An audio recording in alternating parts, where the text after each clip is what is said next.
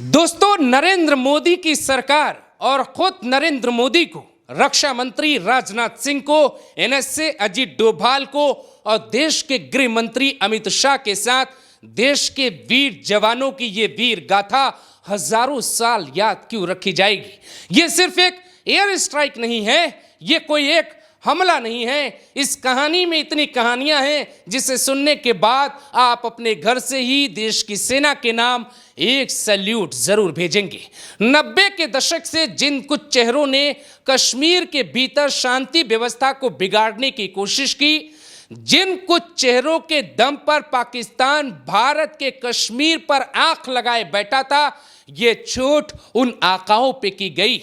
Raw ने कुल 21 ठिकानों की लिस्ट पीएम मोदी के टेबल पे रखी थी। रॉ और एनएसए अजीत डोभाल ने मिलकर कई ठिकानों की पड़ताल की और उन ठिकानों की लिस्ट जब पीएम मोदी के टेबल पे पहुंची तो वहां से यह तय किया गया कि आखिर भारतीय सेना पाकिस्तान के किन किन हिस्सों में एयर स्ट्राइक करेगी। राजनाथ सिंह एक बयान देते हैं कि हनुमान जी का जो आदर्श है उसे भी भारतीय सेना ने पालन किया। जिन लोगों ने मारा उन्हीं लोगों को मारा गया है, किसी निर्दोष को चोट नहीं पहुंची। हमने हनुमान जी के उस आदर्श का पालन किया है जो उन्होंने अशोक वाटिका उजाड़ते समय किया था। जिन मोहि मारा तिन मोहि मारे, हमने केवल उन्हीं को मारा जिन्होंने हमारे मासूमों को मारा। ये भारत जैसे देश में ही संभव हो सकता है, क्योंकि भारत ही इकलौता देश है जो वसुधैव कुटुंबकम का नारा देता है, जो बुद्ध का जिक्र करता है, जो शांति का जिक्र करता है। लेकिन इस कार्रवाई में 9 नंबर एक ऐसा है जिसे समझना होगा। 9 नंबर भारत में हमेशा चर्चा का विषय होता है। नवरात्रि में 9 दिनों का व्रत होता है, 9 दुर्गा का जिक्र होता है, 9 दिनों के भीतर ही पूरी प्लानिंग बन जाती है और 9 ठिकानों पर ही टारगेट किया जाता है। बड़ी हैरानी की बात यह है कि जो 3 मोस्ट वांटेड दुश्मन भारत के थे, उन्हीं 3 दुश्मनों के ठिकानों पे हमले किए गए, उन्हीं ठिकानों पे मिसाइलें गिराई गई, उन्हीं ठिकानों को बर्बाद करने की कोशिश की गई। हाफिज सईद जो मोस्ट वांटेड है, इसे यूएन में भी ये जो है आतंकी घोषित किया गया है।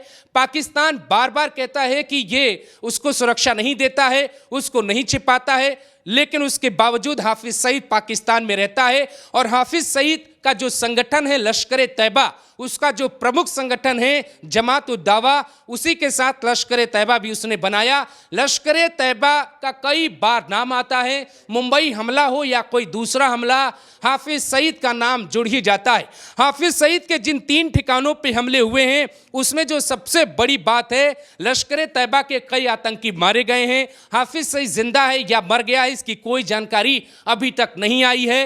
हाफिज सईद कश्मीर को कंट्रोल करने की कोशिश करता है और जो साउथ कश्मीर का इलाका है जहां पे पहलगाम पड़ता है, जहां पे ये घटना घटी, उन इलाकों में इसके जो आतंकी हैं वो पूरी तरह से सक्रिय रहते हैं। हाफिज सईद का एक प्रोपेगेंडा है अलग अलग संगठन बनाना और उन संगठन में तमाम हिंदुस्तानी बिगड़े हुए लोगों को जोड़ लेना और उन लोगों के सहारे ही कश्मीर में घटना को अंजाम देना। 3 ठिकाने बर्बाद हो गए हैं। लश्कर तैयबा के कितने आतंकी मारे गए हैं, इसकी जानकारी अभी बाहर आना बाकी है। दूसरा जो सबसे बड़ा मोस्ट वांटेड है भारत का, उसका नाम है मसूद अजहर। मसूद अजहर की कहानी बहुत दिलचस्प है। 1995 में यह कश्मीर आता है शांति करवाने के लिए, उसी दौरान इसको गिरफ्तार कर लिया जाता है। यह कुछ सालों तक भारत की जेल में रहता है। इसको छुड़ाने के लिए पाकिस्तान के आतंकवादी एक भारत के प्लेन को हाईजैक करते हैं। वो प्लेन चला जाता है अफगानिस्तान के कंधार में, वहां पे अजीत डोभाल जाते हैं। आतंकवादी उस प्लेन के भीतर होते हैं, लेकिन डोभाल जो है जाकर कहते हैं कि मैं आपको बचाने आया हूं और आपको बचाकर ही जाऊंगा। उसी दौरान इसे छोड़ा जाता है और उसके बाद से ये एक संगठन बनाता है जिसका नाम ये रखता है जैश-ए-मोहम्मद।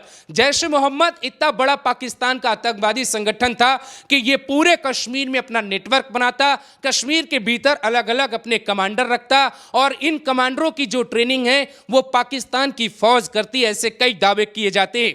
मसूद अजहर तो बच गया, लेकिन मसूद अजहर के परिवार के कुल 14 लोगों की इन धमाकों में मौत हो गई है। इस हमले में उनकी जान गई है, जिसमें 4 उसके सगे हैं और 10 परिवार के लोग हैं। मसूद अजहर इसके चेहरे, इसकी आंखों में हिंदुस्तान सुलगता हुआ आपको दिखाई देता है, लेकिन ये दहशत कितनी प्यारी है, इसके चेहरे का ये खौफ कितना सुकून देता है, इसकी आंखों के ये आंसू साफ साफ ये बयां करते हैं कि हिंदुस्तान की फौज ने जो एयर स्ट्राइक घुस के पाकिस्तान में की है वाकई रोंगटे खड़े कर देने वाली है।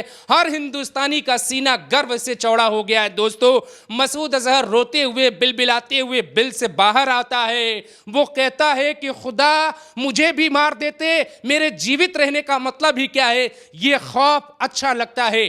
पाकिस्तान के भीतर जो स्ट्राइक की गई वो सीधे तौर पे इन आकाओं पे की गई, लेकिन दुश्मन नंबर 3, इसका नाम है सैयद सलाउद्दीन। सैयद सलाउद्दीन का भी एक संगठन है, उसके संगठन का नाम है हिजबुल मुजाहिदीन। हिजबुल मुजाहिदीन के 2 ठिकानों पर हमला बोला गया और एयर स्ट्राइक के दौरान हिजबुल के कितने कमांडर, कितने आतंकी मारे गए हैं, इसकी सूचना अभी आनी बाकी है। दोस्तों, ये जो 3 चेहरे हैं जो आपके स्क्रीन पे चल रहे हैं, पिछले 40 सालों से कश्मीर के पीछे इन्हीं का हाथ है। यही बार बार कश्मीर को सुलगाने की कोशिश करते हैं। आप याद करिए, 2 बजे का वक्त हो रहा था, 23 तारीख की तारीख थी।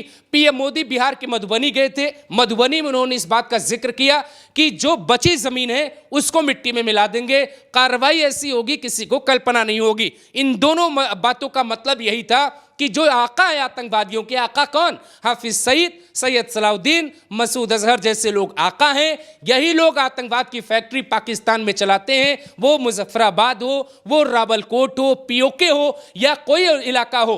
आप बड़ी गंभीर बात इस बात को समझिए कि जो कसाब था, जो भारत का बहुत बड़ा दुश्मन था, जिसे भारत की कोर्ट ने फांसी की सजा सुनाई थी, उसकी फांसी हो गई, उसकी भी ट्रेनिंग इन्हीं 9 कैंपों में से एक कैंप में हुई थी। जो भी भारत पे बड़े हमले किए गए, उन हमलों के पीछे इन्हीं 9 कैंपों के हाथ थे। जम्मू कश्मीर में पिछले कुछ सालों में, चाहे पहलगाम की घटना हो, पुलवामा की घटना हो, उरी की घटना हो, उन सभी घटनाओं में इन्हीं 9 संगठन का नाम था, इन्हीं 3 चेहरों के हाथ थे और इन्हीं 3 चेहरों को चोट पहुंचाने के लिए चोट की गई है। सवाल यह है कि क्या सरकार मसूद अजहर को मारना ही नहीं चाहती थी? क्योंकि उसके 14 लोगों को जब टारगेट किया जा सकता था तो मसूद अजहर को जिंदा क्यों छोड़ा गया? वो इसलिए क्योंकि आतंकवादी भारत की सीमा के भीतर आए, वो मारते हैं लोगों को धर्म पूछ के। महिला कहती है मुझे भी मारो, तो महिला से कहते हैं मोदी को जाकर कहना।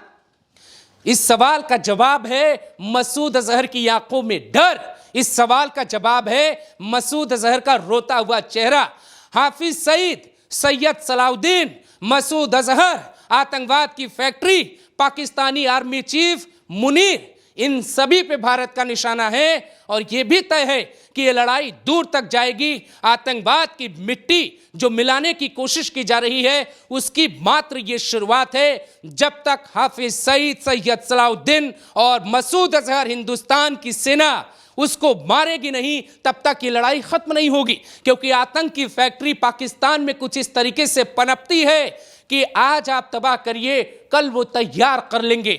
दुनिया के सामने पाकिस्तान बेनकाब हो गया है। ये तस्वीर आपके सामने है। ये भारत का बहुत मोस्ट वांटेड आतंकी है, जिसको मार दिया जाता है सेना के एयर स्ट्राइक में। उसके जनाजे में पाकिस्तान के जवान भी देखे गए, पाकिस्तानी सेना के आर्मी के ऑफिसर भी देखे गए। पाकिस्तान सरकार पूरी तरह से बेनकाब हो गई। जो सिक्योरिटी की मीटिंग बुलाई गई, उसमें जो आर्मी चीफ मुनीर है, जो हिंदू विरोधी है, उसका चेहरा उतरा था। पाकिस्तान के रक्षा मंत्री जो परमाणु बम की धमकी दे रहे थे, वो पूरी तरह से बेनकाब हो गए। बिलावल भुट्टो जो पानी के बदले खून की नदी बहाने का जिक्र कर रहा था, वो कहां फरार हो गया है। इसके अलावा पाकिस्तान का जो प्रधानमंत्री है शहबाज शरीफ, उसका चेहरा उतर गया है। भारत सरकार ने स्पष्ट कर दिया है, एनएसए अजीत डोभाल ने बयान दे दिया है कि इससे भी कड़ा प्रहार करने की क्षमता भारत रखता है। चीन को भी एनएसए अजीत डोभाल की तरफ से अल्टीमेटम दिया गया है, भारत के रास्ते में ना आए। दुनिया भर के एनएसए अजीत डोभाल बात कर रहे हैं। हिंदुस्तान के कुछ लोग इस कार्रवाई पे सवाल भी उठा रहे हैं, वो चाहे राशिद अलवी हो या इमरान मसूद। लेकिन दोस्तों, सेना पे यकीन रखिए, मिट्टी में मिलाने का जो एजेंडा भारत सरकार ने शुरू किया है, उसमें 140 करोड़ लोगों का साथ चाहिए। 2 रुपए जेब से खर्च भी हो जाए तो गम नहीं, लेकिन इन आतंकवादियों का जनाजा इन हिंदुस्तानियों की आंखों में एक तरसता हुआ वो सवाल है जो पिछले 40 सालों से इंतजार किया जा रहा है। ये जनाजे साफ बयां करते हैं, हिंदुस्तान आज नया हिंदुस्तान बन चुका है, विश्व गुरु बनने की कगार पे खड़ा है, दुनिया की चौथी सबसे बड़ी अर्थव्यवस्था पर बैठा हुआ भारत देश है। भारत को छेड़ोगे, भारत में आके धर्म पूछ के मारोगे तो इलाज इसी तरीके से होगा।